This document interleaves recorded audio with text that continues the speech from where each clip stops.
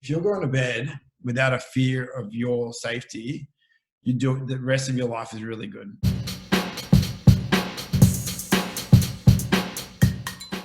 G'day team, welcome to the Feel Good Blueprint and to episode 3 of Isolation Intellect Interviews. In this episode, I'm speaking to my multi-talented friend Chris about the incredible naturalist work he's done filming animals across the world. If you're looking for a bit of inspiration in particular, wait to the end of the interview when Chris gives some great advice. As always, if you do like what you hear or see, please do subscribe, like or follow any of my pages on Instagram, Facebook and YouTube, the Feel Good Blueprint. Welcome to the Feel Good Blueprint. I'm here with my mate Chris Cook in Melbourne, Australia at the moment. I've known Chris for quite a while, or many years actually, going back to uni days. And I wanted to catch up with you and see how things are going. If you could start with just a little bit of a background on yourself and what you've been up to. Yeah, so we've been mates for quite a while, hey? And I finished uni in, I think they gave me the piece of paper in 2005. Yeah. And so I graduated with a Bachelor of Science. And then I've been off on quite a few adventures ever since then. I lived in Canada for a while, worked in the Barrier Reef for a while, ended up working in expedition travel. So worked in quite a few places in the world, and then went back and did postgraduate studies at Griffith Film School and did film studies. And then, I've done a bit of work in front of and behind the camera in the kind of film industry a little bit. And and then I do a lot of underwater photography now and work as a Zodiac driver in expeditions and things like that. So yeah, and funnily enough, I've ended up in Melbourne. Great, mate. I'm really thrilled to have you on. Thanks so much. I was lucky to go see you when I was in Australia. I think it was actually 4 years ago now. I actually stayed at your place and I went to Melbourne Zoo, which was just one of the things you were doing at the time. And we had this incredible experience. I never knew it was going to happen. We went and saw, the apes and some other animals, but we got to feed the silverbacks in the cages, which is for me incredible because it was an everyday thing for you, but I'd actually got exclusive access to this part of the zoo that usually people can't see, if I can say that. And that's just an example of some of the things I've seen you do. I mean, like, I think it was mid last year, you were just hanging out with some giraffes in the background, having a cup of coffee, and you've spent time with orangutans. What have been some of the highlights of some of your naturalist work? Yeah, so like you said, I do work at Melbourne Zoo. I do, and I struggled with animals in captivity. In fact, I was dead set against it for quite a long time. And then I ended up finding out about the Melbourne Zoo, where I believe in all the conservation work. So what I do is I work as a naturalist traveling around the world. And then when I'm based in Melbourne, I work at the zoo. So as far as the highlights as a naturalist, it's really hard actually. I don't know. There's so many. My heart's always underwater. A lot of what I get really excited about is underwater stuff. So Barrier Reef is always going to be amazing. Some of the best diving I've done has been in places like South Fakarava, which is in French Polynesia, Raja Ampat up in Indonesia.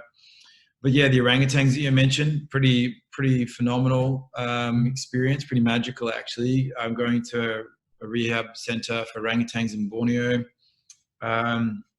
What else are the highlights? Getting to go to places that sometimes places meet your expectations, and it's kind of like a movie. If someone says to you, this place is going to be that awesome, you expect it. But there are some places that have absolutely blown my mind. And it's weirdly close, but New Zealand has been, of all the places that I didn't have huge expectations of it. I thought it would be good, but it absolutely blew all my expectations out of the water. New Zealand, for so many reasons I love as well. Yeah.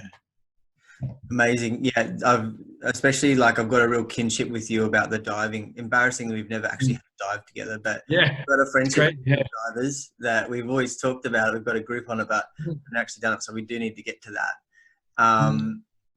So you've mentioned some of your favorite dives. What's some of your favorite places that you've been on land and had natural experiences?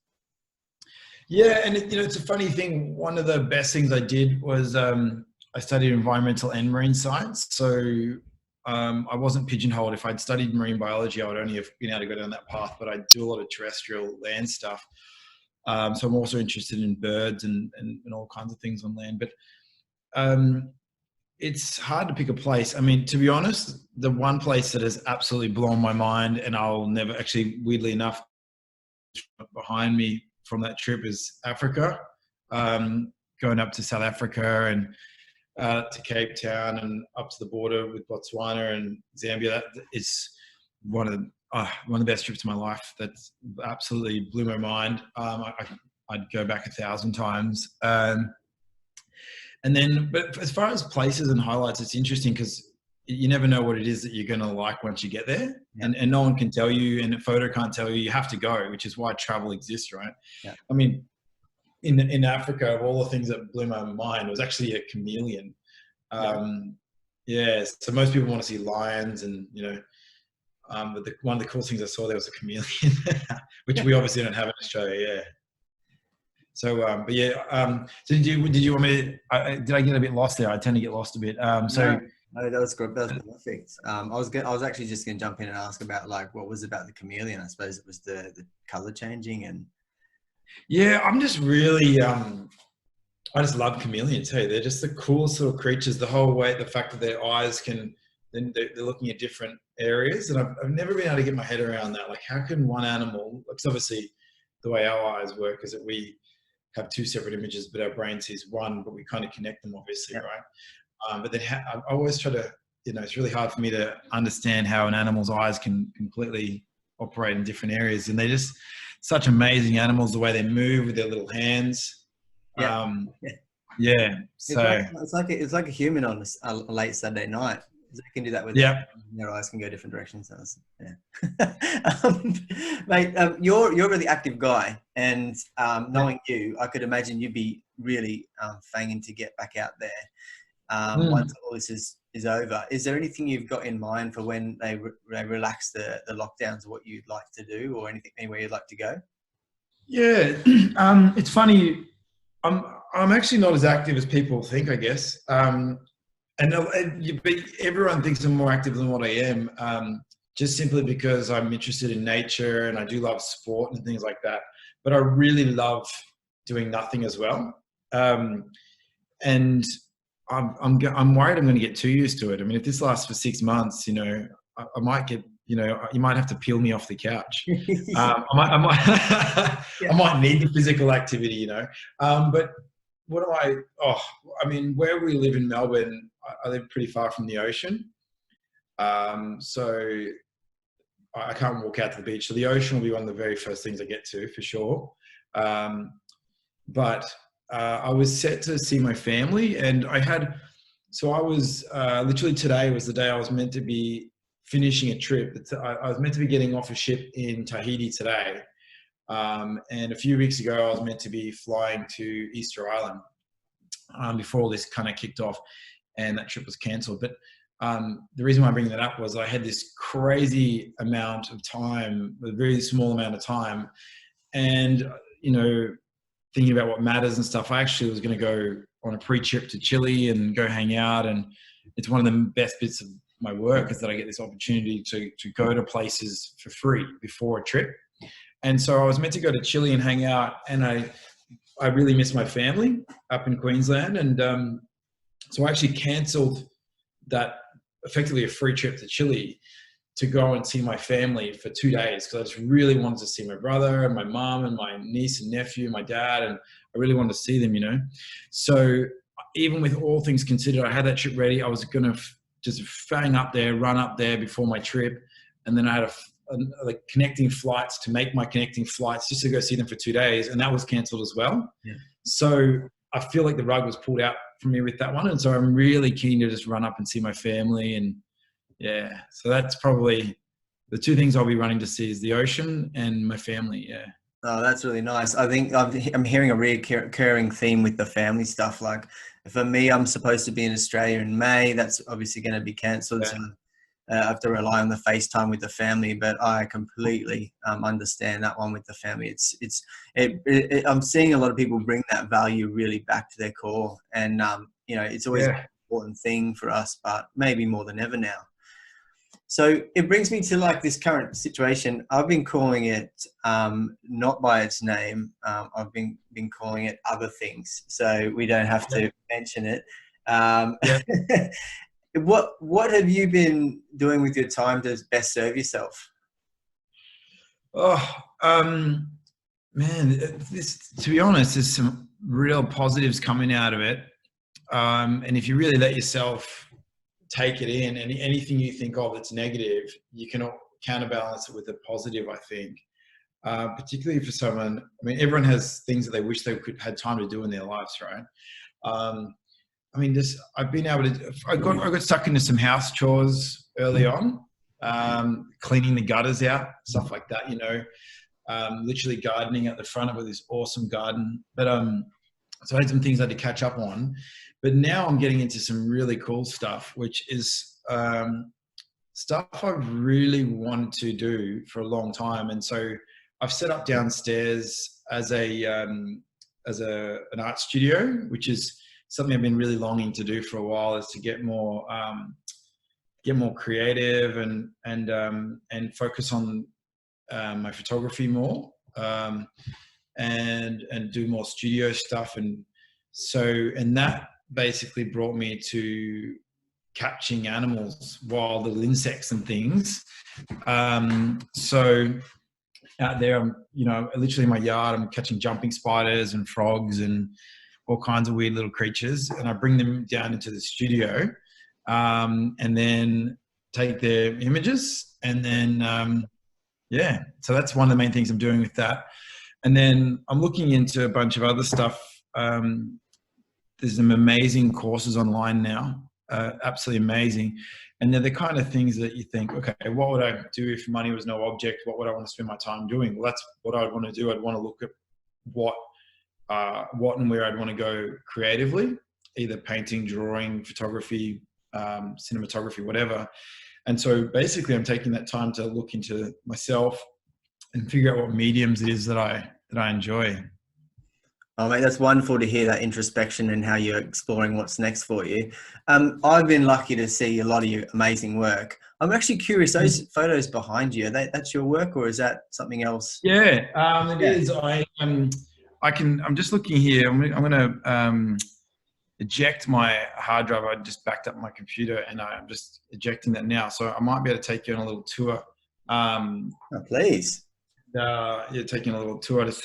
Luckily, I just cleaned up downstairs because it was not pretty at all. So yeah, and that was like, and I mean, look, I mean, if one of the most positive things that comes out of this is that our houses start to look a bit better, I mean, that's a pretty good thing, right? You're always telling me off for not being tidy enough, but it's easy for things to get messy when you're always in your own space. Oh, I am the messiest person ever. Like, this place looks like a bomb goes off most days, and then I clean it up. But yeah, so that's some of the photos from the Africa trip. That's what I give a lot of my presentations on, is kind of the stories behind the image of how, you know, and so there's a few around. Here's the dog. She's doing what she always does. Candy.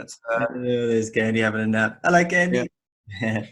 Oh, she woke up. She heard you. That's my bad. But I'll take it down to here's one of the better ones. This is pretty cool. This is a female leopard, kind of protecting her bit of food that she has. But I'll take you down to the studio. Yeah, so the coolest thing is, I mean, well, actually, this is one thing I've had to do with the thing we don't mention, is have a bit of self-control. Yeah, a bit of self-control. And, you know, I want to get out of the house and go buy stuff, but I've had to wait online. So yeah, this is it downstairs. This was a whole room that wasn't used up until before this time that we don't mention. And so kind of got a TV that, which was generously given to us by my girlfriend's dad, who wasn't using this one anymore. So we set it up. These couches were given to us from another family friend who wasn't using them. So we made that out of, you know, gifts from people, and then found this awesome antique table. And then The space. That's a great space. Love it. Yeah, and it was just like, but it was ridiculously not being well used before, and so then ordered this shelving online, and something I would never have taken the time. Found some wicked shelving to put on my camera gear on. Nice. And so now it's just like that clutter, and then if it all gets too much, this is where the really good ones are. This is where, that's where the really good ones are in there. Yes, that's so good. So you've definitely got like leather-bound books, and it smells of rich mahogany. Yeah, it does actually. Yeah, and then here we go. And then this is where my little creatures live inside there while I figure it all out. And because I set this all up as a kind of area, and it looks like a bomb goes off, and then this is where the magic happens, I guess. It's a really good space to be creative, I think, as well. Yeah, it's really, I'm loving it. I'm absolutely loving it. It's something we wanted for a couple of years down here. And just, I mean, to be honest, it's been a long process, like the TV came, and then, and that happened, maybe 6 months to a year ago, and the couch came a year ago, and then the table just came, and it all came, but then just simply by sitting down and putting the frame together yesterday and cleaning it up, and just stuff I would never have taken time to do, because, I just haven't had the time, to be honest. I mean, this year I was, with all my contracts before all this, I was only meant to be home for 3 months of the year. Wow. And so it's been a drastic change, but I'm definitely not going to refer to it as a negative change, because it's just change, right? And change is the only thing that's inevitable. So. Oh, mate, thanks for showing us that. That looks like it's a space really conducive to what you're going to do next. And again, that comes back to, like we're talking about, people are changing their thoughts around what they're doing, their purpose, their career, or at least the next step. So on that note, what, like from say June onwards, once we see things relax, what does Chris Cook look like for sort of moving into towards 2021? What are you looking to do? I guess we'll see where it all goes. There's a few question marks happening. There's a couple of question marks with the travel stuff. So we'll see what happens there. There's a lot going on. There's a lot of good stuff going on. I mean, first off, the government has announced that they're going to back a whole bunch of postgraduate study.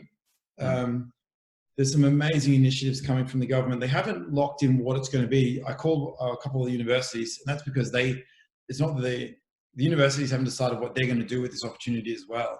But they're talking about 20,000 courses becoming available to Australian citizens, including graduate certificates and things like that. So I'd be interested in doing a bit of further study to really capitalize on this time at home, Yeah.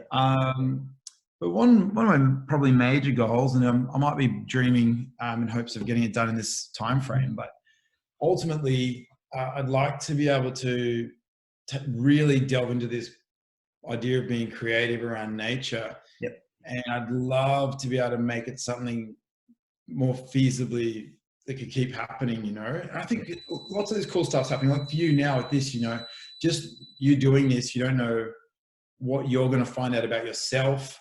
You don't know what you're going to look at yourself sometimes and go, man, what was I thinking? And then you'll look at yourself other times and go, wow, I'm actually pretty good at that. Or I really enjoyed that and I'd like to get better at that. And so I think there's a lot. Yeah, I don't know what the answer is, to be honest with you, but I know it's going to be a time of growth, that's for sure. Nice. You put that really nicely. And I know whatever it is next for you, it's going to be something amazing, knowing what you have produced already and who you are. So I want to finish on this note, and it's really just for anyone that's looking to find also maybe a few answers themselves in this sort of time. Have you got any like key advice that you'd give to anyone that's feels maybe a little bit lost or concerned at the moment?